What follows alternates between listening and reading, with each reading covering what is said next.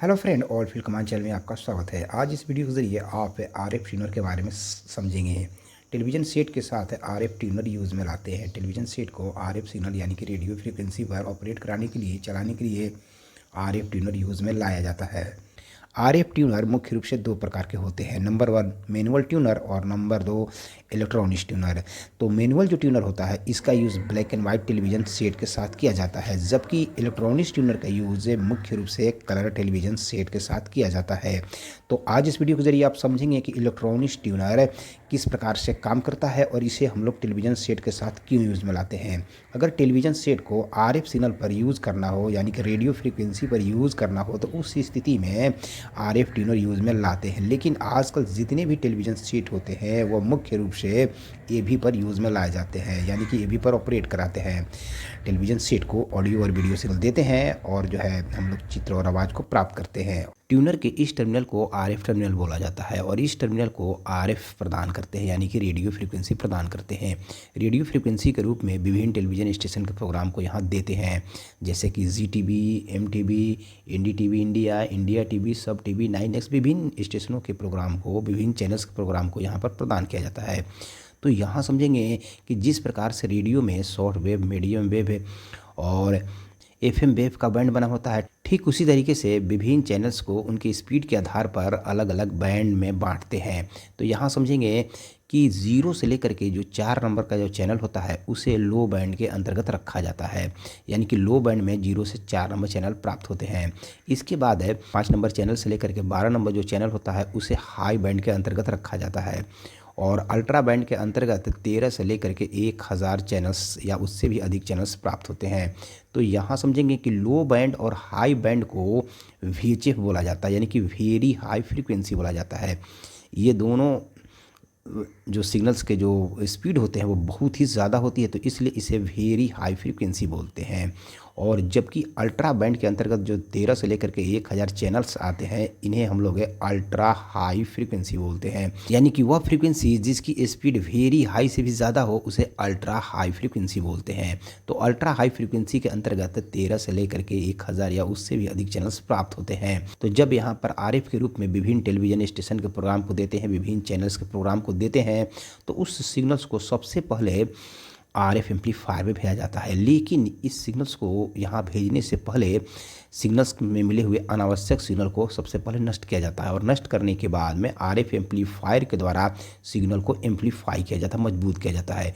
क्योंकि सिग्नल्स जो होते हैं वह बहुत ही दूर से सफ़र करके आते हैं, बहुत ही ज़्यादा दूरी तय करके आते हैं, तो उस स्थिति में सिग्नल काफ़ी कमज़ोर हो जाते हैं, वीक हो जाते हैं। तो उनको सबसे पहले शक्तिशाली करने के लिए ट्यूनर्स के अंदर आरएफ एम्पलीफायर विभाग बना होता है और यह आरएफ एम्पलीफायर नियंत्रित ढंग से काम करे इसके लिए आरएफ एम्पलीफायर को एक सप्लाई देते हैं जिसको एजीसी सप्लाई बोलते हैं, automatic gain control. AGC supply दे करके और आरएफ एम्पलीफायर विभाग के फंक्शन को कंट्रोल करते हैं ताकि आरएफ एम्पलीफायर विभाग नियंत्रित ढंग से काम करे। जब आरएफ एम्पलीफायर के द्वारा सिग्नल को शक्तिशाली कर लिया जाता है तो उसके बाद उस सिग्नल को लेकर के बैंड सेलेक्टर स्टेज को देते हैं।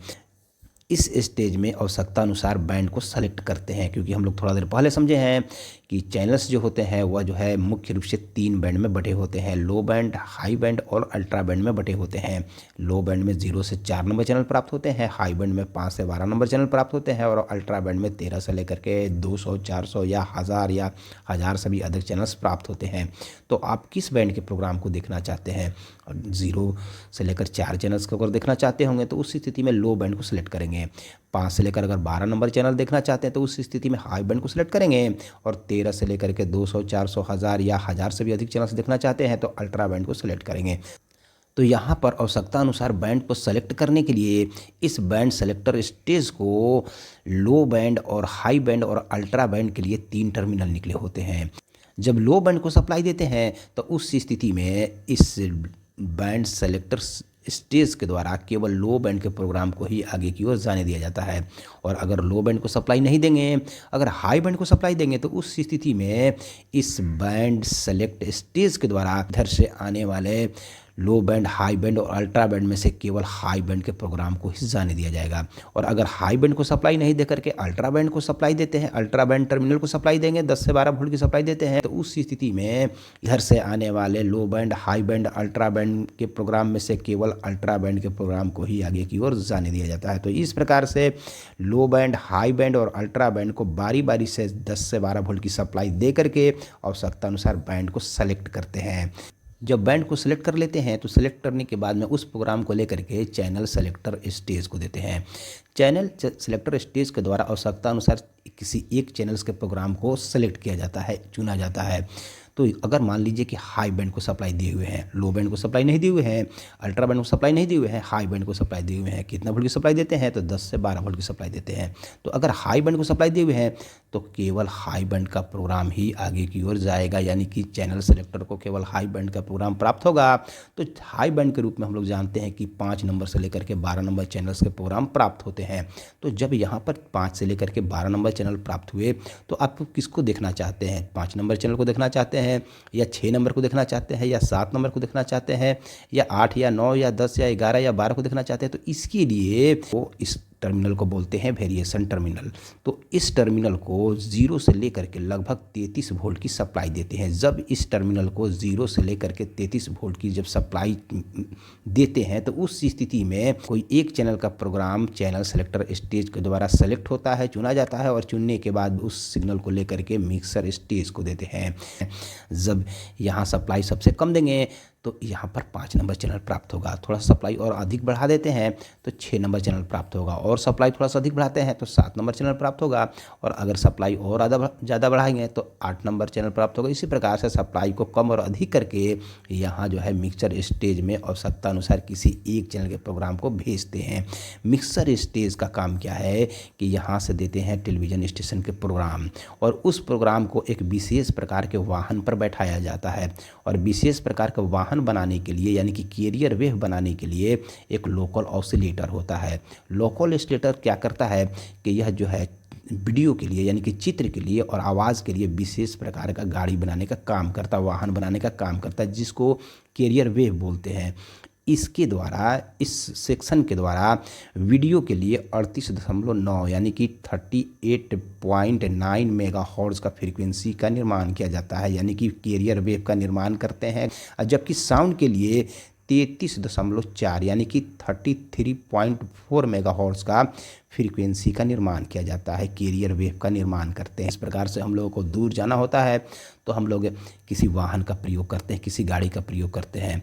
तो यहाँ पर चैनल्स का जो प्रोग्राम होता है उसको ट्यूनर के अंदर लोकल ऑसिलेटर के द्वारा कैरियर वेव देते हैं, वाहन देते हैं, और यहाँ से दिए वाहन और जिस वाहन की स्पीड होगी वीडियो के लिए जो वाहन दिया जाता है उस वाहन की जो स्पीड होगी वह 38.9 मेगाहर्ट्ज़, यानी कि एक ऐसा गाड़ी प्रदान करेंगे, एक ऐसा वाहन देंगे जिस गाड़ी का चक्का 1 सेकंड में 38,90,000 बार घूमेगा। जबकि साउंड के लिए एक ऐसा गाड़ी प्रदान करते हैं लोकल ऑसिलेटर के द्वारा जिस गाड़ी का चक्का 1 सेकंड में, जिस वाहन का चक्का 1 सेकंड में 33,40,000 बार मूव करता है, घूमता है, और इतनी तेज स्पीड से यहाँ से गाड़ी प्रदान करते हैं और यहाँ देते हैं किसी एक चैनल्स के प्रोग्राम को, और उसी चैनल्स के प्रोग्राम को लेकर के मिक्सर स्टेज क्या करता है कि उस चैनल के प्रोग्राम को इधर से दिया जाने वाले गाड़ी पर, यानी कि वाहन पर बैठा देता है, और बैठाने के बाद में और मिक्सर स्टेज के आउटपुट से किसी एक टेलीविज़न स्टेशन का सिग्नल कैरियर वेव पर बैठ करके, वाहन पर बैठ करके आउट होता है, जिसे हम लोग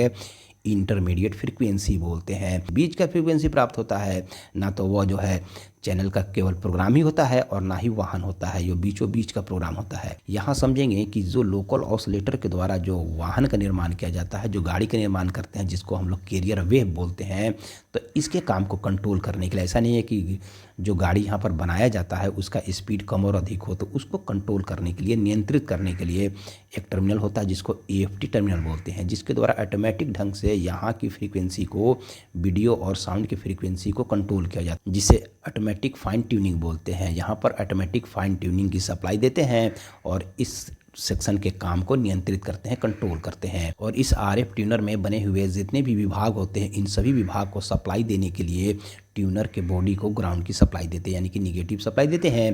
और जबकि ट्यूनर में एक टर्मिनल बना होता है जिसे प्लस बी टर्मिनल बोलते हैं या एमबी टर्मिनल बोलते हैं, और इस टर्मिनल को 10 से 12 वोल्ट की पॉजिटिव सप्लाई देते हैं। और वही सप्लाई लोकल ऑसिलेटर को काम करने के लिए सप्लाई प्राप्त होती है, मिक्सर स्टेज को काम करने के लिए सप्लाई प्राप्त होती है। जितने भी स्टेज बने होते हैं उन स्टेज को जितनी सप्लाई की ज़रूरत होती है, रिक्वायरमेंट होती है, वो आवश्यकता अनुसार सप्लाई दिया जाता है।